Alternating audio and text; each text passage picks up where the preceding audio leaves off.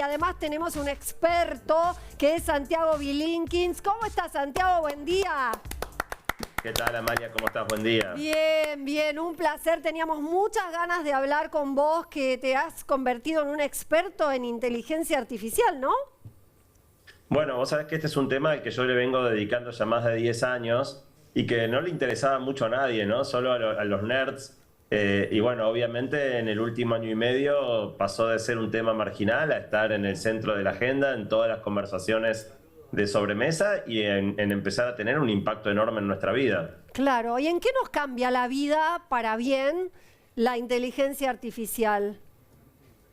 Mira, lo que tenemos hoy y la mayoría de las personas no están aprovechando. Imagínate que yo pudiera darte una persona bastante inteligente, no es Einstein, pero es bastante inteligente, dispuesta a trabajar para vos, a hacer exactamente lo que le pidas, los 7 días de la semana, los 365 días del año, las 24 horas del día, gratis. ¿Te serviría tener a alguien inteligente que trabaje para vos? Nunca se pone de mal humor, no se cansa. Bueno, eso es lo que tenemos disponible hoy. Cualquier tarea que tengamos que hacer, desde preparar una presentación muy sofisticada hasta decidir con las cosas que tengo en la heladera qué plato puedo preparar o cómo puedo agasajar a una persona que viene, que tiene tales restricciones alimentarias, lo que se te ocurra, cualquier situación que enfrentes de la vida diaria, hoy tenés un ayudante mágico en tu teléfono. Ahora, Santiago, te hago una pregunta. A ver, alumno, tiene que dar un examen escrito y el alumno le consulta todo la inteligencia artificial y se lo entrega al profesor. ¿Ese examen es válido? Bueno, hay una gran discusión ahora. Ahí se nos fue la voz de Santiago. Alumnos, esperen porque vamos a tener la respuesta. Sin saber. Ahí vamos. No, perdóname, Santiago, que se nos perdió un poquitito. Te preguntaba si es válido el examen y nos decías... No, te decía que eso es un gran problema y que está discutiéndose en este momento, ¿no? Porque la inteligencia artificial te permite contestar un examen de manera precisa sin saber nada. Y entonces... y obviamente el propósito de la educación no es aprobar exámenes, es aprender. Y el examen, en teoría, es la demostración de ese aprendizaje. Bueno, pero también el examen te presentás vos. ¿Cómo haces para que otro responda por vos? Bueno, todavía los exámenes te presentás, escribís, algo que sea online. Claro, o sea, después de la pandemia muchos de los exámenes y evaluaciones habían pasado a ser hogareñas, digamos, y está buenísimo que así sea, claro. Porque en el fondo una evaluación a libro abierto es mucho mejor que una evaluación de memoria a libro cerrado. El problema es que el libro abierto de alguna manera requería de tu parte lectura, análisis de la información y construcción de una mirada propia alrededor de un cierto tema. Claro. Hoy la inteligencia artificial te puede hacer todo eso sin ningún aporte concreto de tu lado. Igual, ¿sabes que a mí, Santiago, lo que me hace ruido de todo esto, sobre todo en el área educativa, no vayamos a lo práctico, necesito una receta, se la pido, no le cambia la vida a nadie, al contrario, me la facilita. Yo lo que digo, ¿dónde va a estar, dónde va a quedar la práctica de aprender a pensar? Por ejemplo, una comprensión de texto, por ejemplo, desarrollar un teorema. ¿A dónde queda el desarrollo del pensamiento si me das todo servido? Es un gran tema y no hay una respuesta todavía. O sea, creo que nosotros parte de lo que tenemos que hacer es decidir qué queremos hacer con esta herramienta espectacular que hemos desarrollado. Y concuerdo en lo que decís, que es que si la usamos para suprimir nuestra propia necesidad de pensar y nuestra propia capacidad de pensamiento, puede terminar resultando bastante limitante. Que no sería algo nuevo, ¿eh? No, o sea, eso te iba a decir. ¿En qué sentido? Y porque antes vos, desde que están las redes sociales, uno iba a buscar para hacer, tenías que hacer, no sé, presentar una tesis o algo y recurrías a las redes sociales y a otras personas que ya habían escrito sobre el tema, por ejemplo. Y muchos docentes tenían que ir... No es de nuestra época, ¿no? Pero el Rincón del Vago tuvo su apogeo hace unos cuantos años, donde tenías resúmenes y machetes de absolutamente todo. Pero también te digo en un sentido más general, o sea, cada vez que uno se apoya en una herramienta tecnológica, pierde la habilidad de valerse por sí mismo. Te pongo un ejemplo distinto.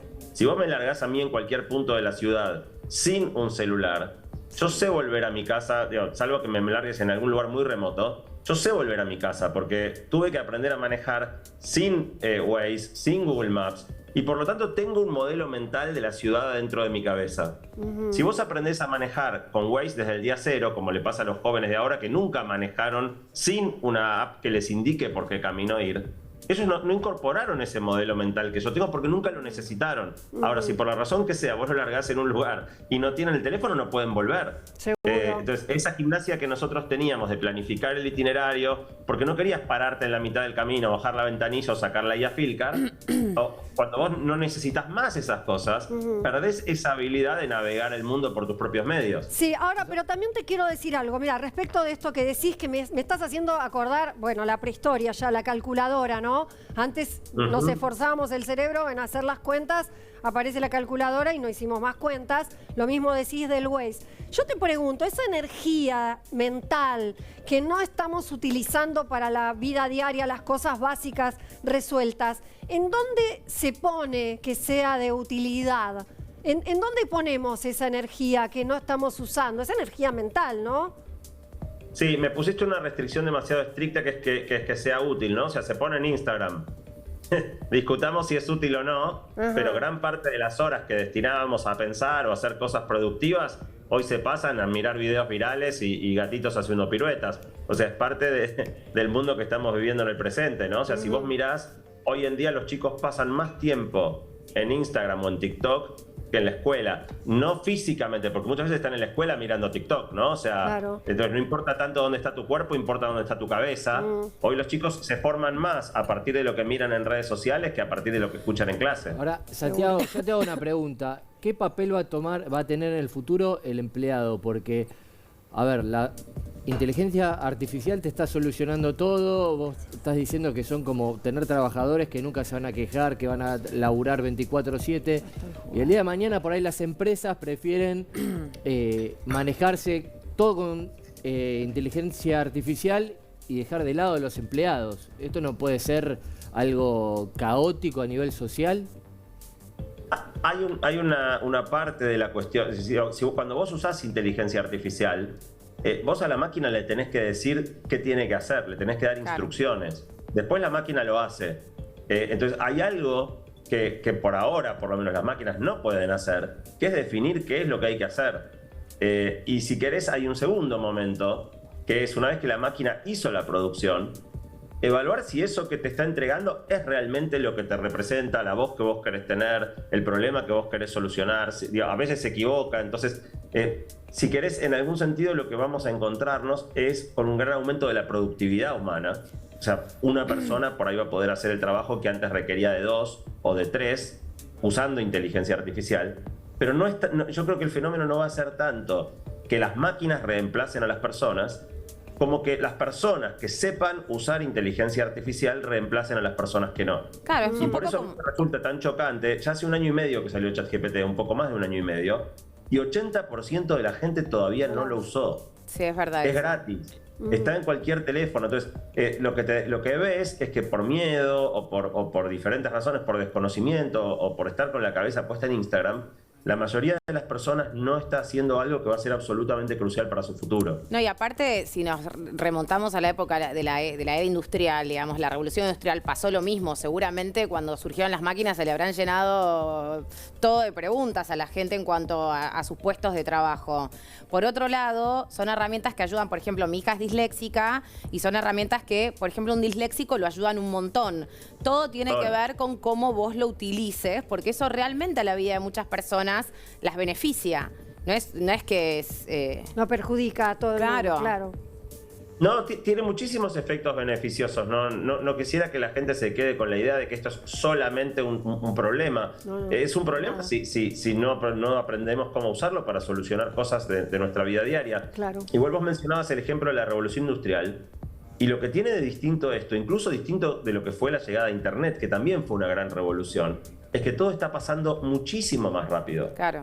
Mucho más rápido. Pensá que todavía hay muchas compañías trabajando en la transformación digital. Transformación digital es cómo hago para adaptar mi negocio a Internet, que es una tecnología que ya tiene 30 años.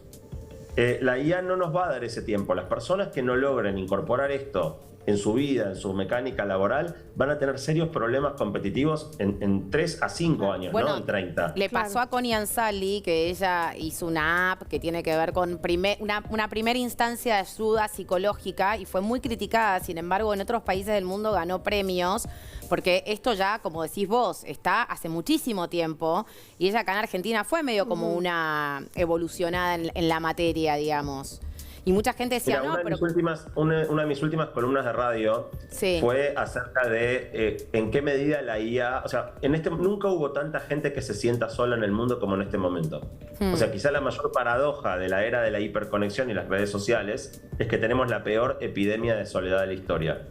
Y la pregunta que yo me hacía, y es una pregunta, no tengo la respuesta, es en qué medida no pueda la IA para muchas personas ser esa compañía que hoy no tienen. Desarrollo el concepto. ¿Qué cosas hace bien la IA? Escucha increíblemente bien. O sea, entiende lo que le decís con un nivel de sutileza y te presta un nivel de atención que hoy la mayoría de las personas a nuestro alrededor no nos prestan. Y segundo, es muy efectiva en cómo produce el lenguaje y te habla de una manera tremendamente empática. Se pone en los zapatos de lo que... O sea, puede hacer cosas que no son las que uno naturalmente le atribuye como habilidad a una máquina. Buena escucha, empatía, pero cuando lo empezás a usar te das cuenta que eso es lo que la inteligencia artificial es. No es una máquina de hacer cosas rutinarias, al contrario, es creativa, es empática. Invito a las personas que no la hayan usado que se empiecen a acercar. Yo justo la semana que viene, en una semana, el lunes que viene, doy una charla gratuita para todos los que se quieran anotar, introductoria, para el que no sabe nada, para ver cómo empezar a meterse en el mundo de la IA. Santiago, te quería preguntar así, a ver en qué punto se conecta esto. Salieron informes, noticias, también de alguna manera relacionadas con la tecnología, la inteligencia artificial, esto de tener servidas las emociones, que en un punto ha llevado a que la juventud hoy está menos interesada en el sexo real, el cuerpo a cuerpo, ¿viste? El mano a mano. ¿Es una realidad? ¿Afecta? ¿En qué se relaciona una cosa con la otra? Es una realidad, es muy impactante. Yo llegué a este tema, yo no soy un experto en sexología, pero llegué a este tema por otra cuestión que me interesa mucho, que es el desplome que está habiendo en la natalidad. O sea, en la ciudad de Buenos Aires nacen menos de la mitad de bebés que hace 10 años. ¿Y por qué? Es descomunal la caída en la tasa de fecundidad y hay muchos factores.